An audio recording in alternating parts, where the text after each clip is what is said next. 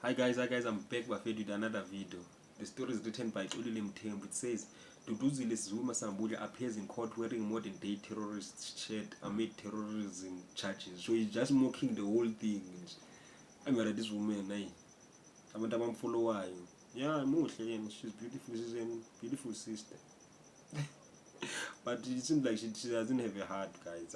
Because there are people who lost their lives. More than 300 people lost their lives during the July unrest. But she's proud. I'm a terrorist. I'm a terrorist. I don't care whoever suffered or any consequences. People lost their jobs. That's why you guys stop blindly following these people, man. Yeah. Duduzile Zuma-Sambudla, the daughter of former President Jacob Zuma, appeared before the Durban High Court on Thursday in connection with the violent unrest that gripped part of South Africa in July 2021. The disturbances, which erupted in the wake of her father's incarceration, resulted in widespread public violence, looting and destruction across KwaZulu-Natal and Gauteng.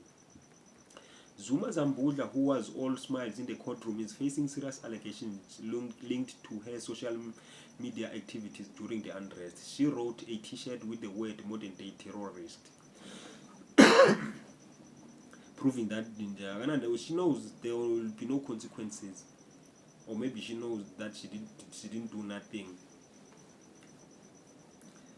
She faced charges of incitement to commit terrorism and 2 counts of incitement to commit public violence, said National Prosecuting Authority (NPA) spokesperson Natasha Ramixin-Kara.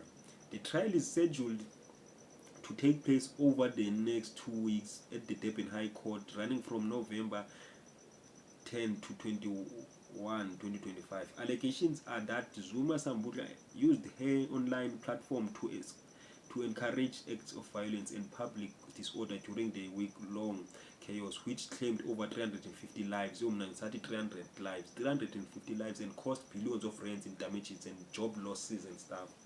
But she hasn't shown no remorse. She never tweeted once, say sorry to the people who lost their lives, and I'm sorry to the people who lost their jobs. Thanks for fighting for my father and stuff. She continued with her life. Like people in jail, no, their lives don't matter. Or maybe I missed that. I missed those apologies. Maybe. But please comment down below and say when you're lying. She did say sorry. Or we don't deserve any sorry. You might say it as well. Because we are loyal to the father. We're loyal to her. DA Parliamentary Portfolio Committee Chair of Police Ian Cameron said that since the riots, crime intelligence has not improved in the province. Everywhere in the country, Cameron, guys, there's no intelligence in the country. You can't have intelligence when you will be run by dumb people. It has not been beefed up since 2021, especially with the current controversy regarding the management of the SAPS and many people being implicated in many different things. I cannot say with confidence that crime intelligence with the SAPS has been adequate, increased, Cameron said. KZN Violence Monitor Mary D has told IOL that the province remains plagued by abnormal high level of violence. The whole country, guys. The whole country. It's plagued with abnormal acts of violence.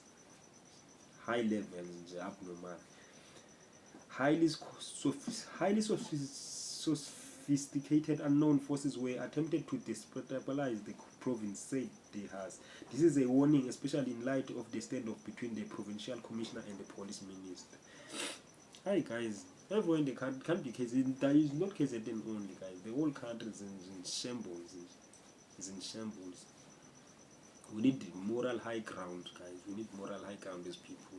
We can't have our fathers, which are the ANC politicians, distributing drugs allegedly according to Mkwanas. We can't, guys. And in India, this mafia is that powerful. Anyway, guys, please comment down below what do you think about this issue. Subscribe to let us grow the page. This is Azanian politics. See you on the next video.